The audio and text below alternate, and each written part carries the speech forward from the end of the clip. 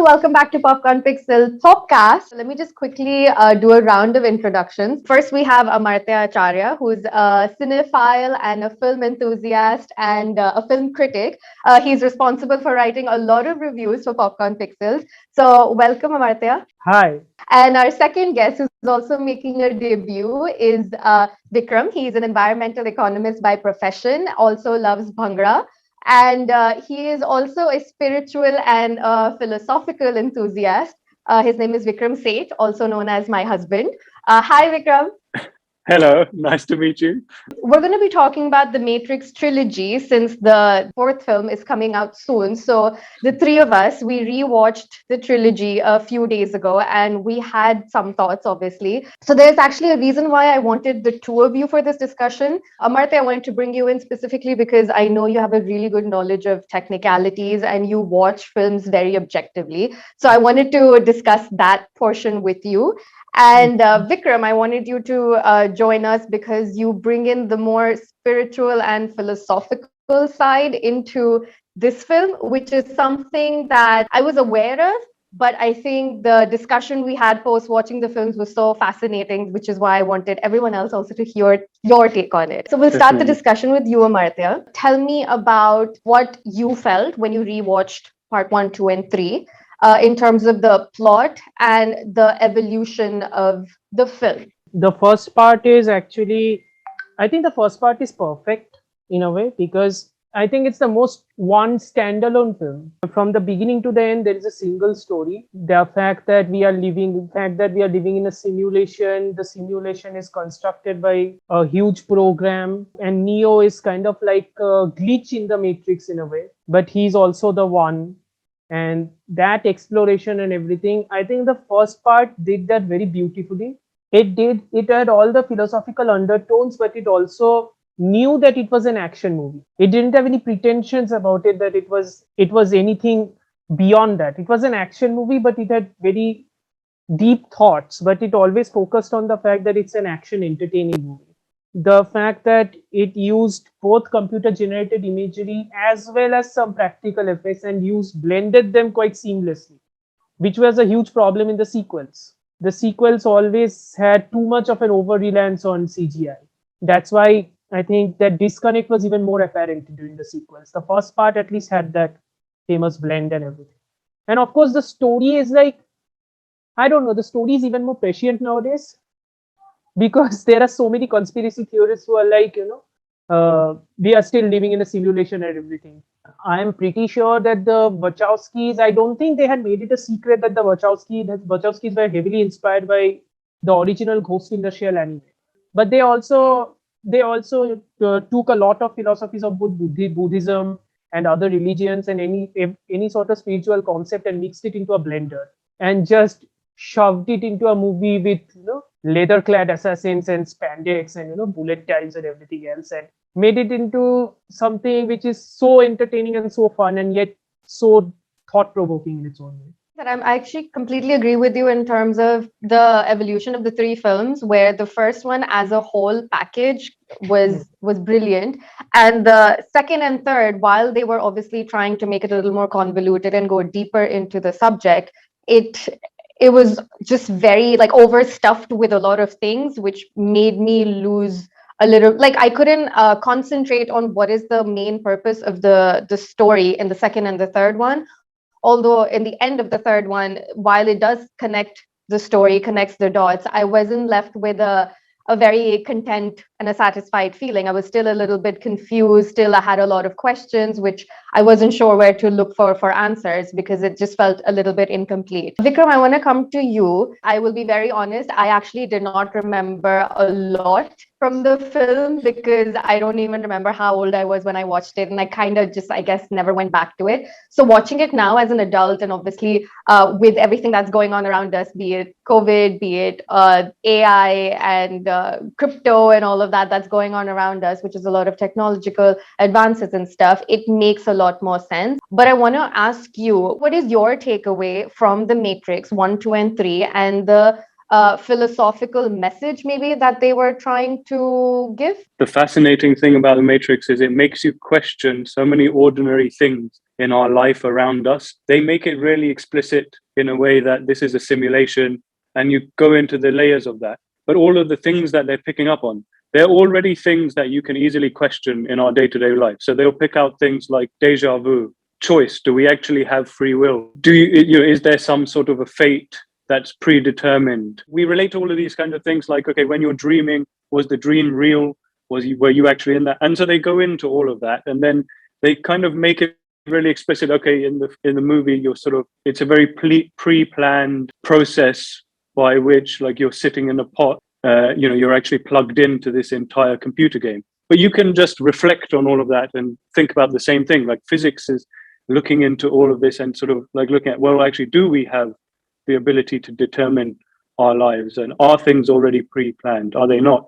If there is like any doubt thinking around philosophy and the inspiration, that doubt is completely cleared for me. Like, by the time you get to the end of the last movie, the ending credits start and the music starts, and literally they've got the shloks from Sanskrit shloks, which are asatoma sadgamaya tamasoma jyotirgamaya mrityorma amritam gamaya, which is literally this questioning of, please take me from darkness to light, from falsehood to truth, from death to immortality. So like, they just shove it in your face that, yeah, this is a whole philosophical exploration that we've been on. Like you're saying, the interesting thing is that now a lot of these technological aspects of the three Matrix movies, they're already happening today. They were already happening then, but they're even much more evolved today. So, for example, AI is far more evolved today. Are we already living in the Matrix? We're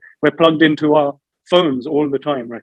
So all of these things, which were much more philosophical and quite like fringe, like you would probably have had to be like some serious hardcore gamer at that time and really into the tech to really see that those things in the Matrix are already happening at that time. But now everybody is in this. We're already, climate change is such a huge big deal of today.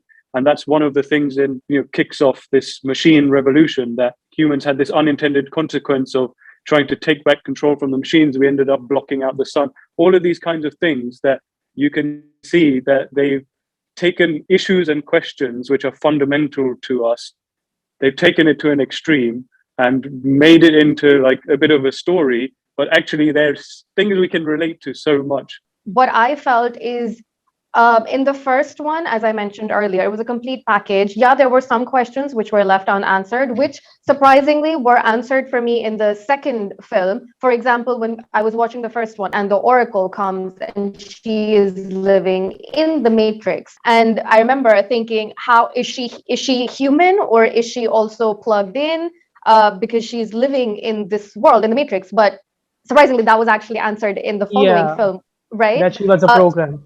Exactly. Yeah. So those, I was satisfied with some of the dots that connected in the trilogy slowly, but as a movie goer, I didn't really see the film's story or its depth actually making sense towards the end. You know what I mean? Mm-hmm. Yeah. So from that point of view, and I'm asking this very, very honestly, because I don't know what the point of the second and the third one was. I think it was trying to expand the world. Here's the thing which is very interesting. The Wachowskis were one of the first people to actually create a interconnected universe across every form of media. I think you guys should have seen the Animatrix as well, because I think the Animatrix was actually important. It came out as an interconnected media showing what the Matrix is, how things happen in the Matrix and everything. But the fact that I think Vikram kind of theorized how the world came, that climate change and global warming. There are two shorts, I think, called the Second Renaissance, part 1 and part 2, which was the backstory of how the Matrix actually happened. What caused the machine and the human war. The machines were actually artificial intelligence. They were actually involved. One machine actually became angry at how the humans are treating them. That's why one machine revolted and killed the human. So there was a courtroom drama for that. And the courtroom drama actually forced the machines to be outlawed. And they started crafting their own industry. Their industry took over and sidelined the human industry. So the humans, everybody in the world, united against the machines, and so the war began. in Animatrix, there is another shot which is very interesting because the Oracle said in The Matrix Reloaded that ghosts and all other supernatural beings and everything else is just a glitch in the Matrix, right? It's an anomaly. There is an entire shot which basically deals with a haunted house, and the kids are playing in that haunted house. We are seeing the computer actually analyzing it, anomaly detected, sending agents to clear the anomaly. You need to see those because those are very important. As for the second and third movies, I felt that they wanted to expand the world, but they did not have a clear plan on how to structure those two movies. The Matrix Reloaded is basically an extended first act of the whole plot. Revolutions is the second and third act of the whole movie. I think the reason why they made it in two parts is because the Matrix Reloaded was introducing the viewers to a completely new world, which was Zion. And I think that build up itself took a long time for them to, like get the audience acquainted with the fact that now there are distinctly two different worlds. And the introduction of the French dude, what was his name? Merovingian. Merovingian, yeah. So I think establishing those new characters was the reason why they probably made it in two parts. But I completely agree with the fact that it was so overstuffed with so many different pieces of information that it got very confusing. And like even towards the end, the last 10 minutes of Matrix 3, where we know that Neo has these visions of what he needs to do, but he doesn't know why he needs to do it. But as a viewer, I want to know why he's doing that. I want to know what led him to that area. I want to know who was that thing that he was talking to who basically allowed him to step back into the Matrix. That character's name is Deus Ex Machina. I'm not. Is that also in the 9-part series? I don't think so. I think it was in the movie. I think somebody explicitly mentioned it or something, but everybody forgot that was the case. Yeah, it's like even expositions weren't exactly thrown very well, And of course, don't get me started on the Christian allegories in the third movie. Oh my God! Like Neo is Jesus. Yeah, we get it. Thank you. Neo is Jesus. Yeah. It's like they're throwing it at our face to such an extent. Yeah. To all Zack Snyder fans out there, trust me, the Wachowskis did it first. Zack Snyder did not do it first. Don't worry. We talked about the Jesus aspect as well, where everyone's bringing offerings to him and stuff. But there was also elements of very disciplined, I think, techniques. I don't know if I'm saying that right, but I mean, they're showing martial arts as something that is being taught. They're talking about karma in the third film. I just want to get your thoughts on it because I know there's a lot of things that you obviously have learned about and read about in terms of philosophy and how all of this can then connect the overarching thought. It's interesting hearing also like Amartya's kind of technical viewpoint because I generally don't watch movies with it. I'm not like a film critic in any way. I don't watch films with a technical viewpoint. But like I really don't watch films with a technical eye, which is why I find it fascinating when Nidhi analyzes from that point of view. But I really do get your point there because I mean the first movie. I don't know anybody who has understood the Matrix first movie the first time watching it only once. You have to rewatch it multiple times. It's so packed. It's so jam-packed with nuggets of things. Everything's moving so fast. There's so many things that you if you miss a small line, you don't get the point of what just happened. Like if you blink for a second, you miss some. Whereas the second and the third really are like extended action movies for me with like a bit of like, they've elongated love scenes, elongated action scenes. And they still tell do. Me about it.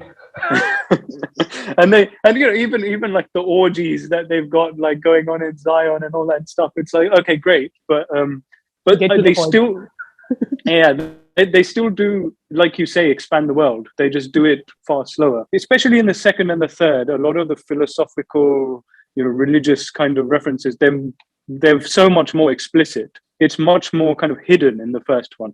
A few of the things I think like stick out, like.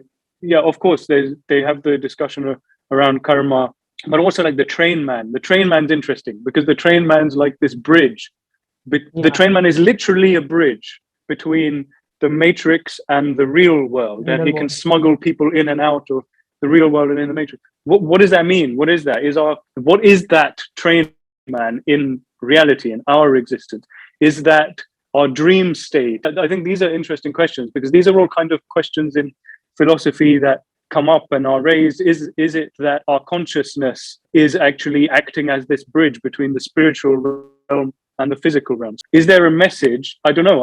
I don't think there's necessarily a message. I think what they're doing is they're literally taking all these questions and they're putting them in there so that you're forced to encounter the questions. Somebody who's maybe not like come across philosophy in a lot of depth or gone into a lot of depth, it kind of puts those questions deliberately in your face, and you can't run away from them because you can't understand the movie without going through those questioning processes.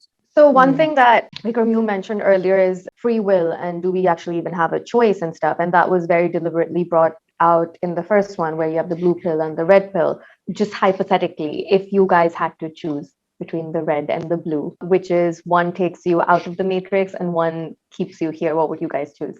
That's a very interesting question, because on the one hand, I think as a human, I will instantly rebel if I realize that I'm in a simulation and this is a trap. So as a human, I will instantly rebel. But then as a normal person, I will be kind of like Cypher in the first movie. I know this is a stake. I know this is constructed, but I still love it and I don't want to let it go. Do I leave what is comforting for me? Or do I go back to a reality which is actually true and which I have to face? That's why the first movie is so good, because it does answer, but it doesn't show you what the reality actually is. It is just telling you that there is a reality out there which is actually true. I love that explanation by Madhya. For sure, I would definitely choose the truth. I want to get out of the matrix. That's the whole purpose of philosophy. Philosophy is the love of wisdom. Why do you care about wisdom? It's because you want to know the truth. You want to know who you really are. You want to get to the core of your being. But once you know the truth, once you know the truth, can you handle the truth? Can you handle it? Do you have the courage to handle the truth? That's what Neo is. That's literally what Neo is. Neo is the one. He is the one who is faced with this challenge of, you can stay asleep in your comfortable pod, literally plugged into this thing which satisfies all your desires, or are you willing to face the reality of the harsh, dark, cold, naked truth? Literally. And that's what they're doing. They're shoving that in your face. Again, everything I said is not a metaphor in the movie. They literally, they take the metaphors and they shove it in front of you. But you can't handle the truth. You have to face your fear. About it. You now have to do something about it. Exactly. And it's like the perfect, this is the hero's journey. This is what every movie is built upon. But they've taken the hero's journey that all our religions, all our philosophy, all of our fears in life, they're built upon, which is that ultimate question of, who the hell are you really? What is Neo's whole training process? His training process is essentially getting rid of illusion. So again, Hindu philosophy has this whole concept of Maya. That's what this whole thing is. So the Matrix is Maya. The Matrix is this illusion that's there to protect you, to give you a means to survive in the world. It gives you a construct, because if you don't have a construct, what do? You just exist. And that's the lack of meaning that suddenly comes when you leave the matrix, and then this whole new purpose sort of unfolds that actually, and this is what I think, again, in the first movie, there's it removes that sense of purpose. Now what? I'm out of the matrix. Now I'm confronted with the truth, but what does that mean? Then it slowly unravels that, okay, there's a new purpose, and that new purpose is you have to save Zion. And then, but the interesting thing again is then Neo finds that his powers, they carry over into the real world. For me, that's another question then. So now what? Is he dreaming again? Is this world real again? So now what? Has he really got to the truth? Or those are all things that they haven't answered at all. But yeah, back to the question. Would I get out of the matrix? For sure. Am I shit scared of doing that? For sure. Other interesting thing is that the architect, he's saying that the movie which we are watching, that is the 6th iteration of the Matrix. However much variation there is, this thing has happened. There has been 6 iterations of the one who has come back. They have come back, they have faced him in different variations, but the end result is the same. Until at the end, he chooses to save Trinity. That's also another interesting question. And I think that specific scene is the reason why the 4th movie actually exists. That specific scene. I think Matrix Resurrections is another iteration of the Matrix. I was actually going to ask you, what is your expectations from Matrix Resurrections? Yeah, I think that is another iteration. That's actually a very good point, because that's something that I thought of as well towards the end, that this is the sixth version or a sixth chosen one, right? And we weren't really explained as to what happened to the other five of them. But that goes in Hindu mythology as well, right? That we're in Kali Yuga right now. We've had different, how do we say, Ages. versions?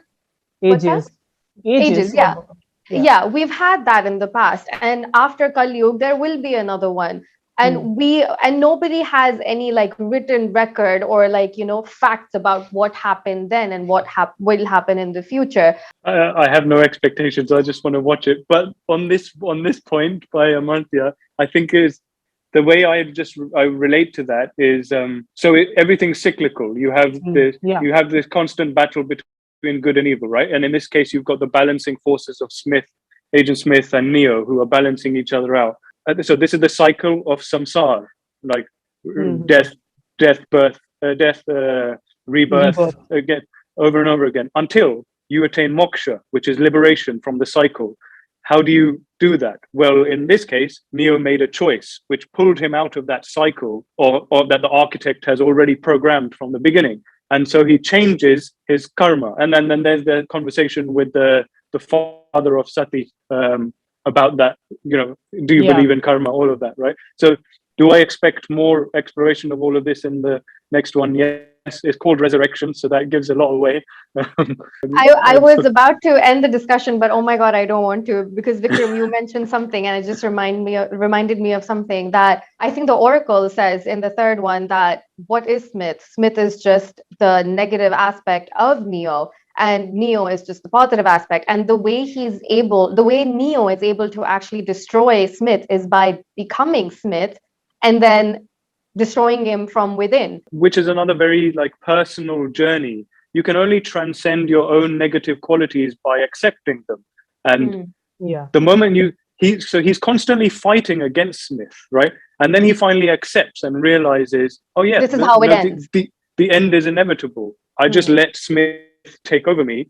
And once I've absorbed that negativity, now it's mine and I control it. And now I can do with it and destroy it. There is another interesting thing here, which is another problem of the sequels as well. I don't think what Smith exactly is never properly explained. Yeah. It's like he's a virus. That's it. That's the only explanation we are given, that he's a virus.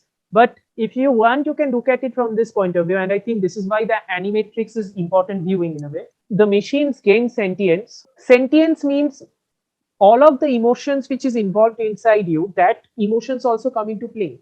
So Smith can be taken as the machine's own lust for power, just given a more constructive form. And this is the exact opposite of what Neo is, because Neo is, in essence, Neo is a human who can do everything a program can do. Neo can manipulate the Matrix, like a program can manipulate the Matrix. Humans plugged into the Matrix can't manipulate it, but the programs can, the agents can. The agents can take over the humans, the agents can manipulate.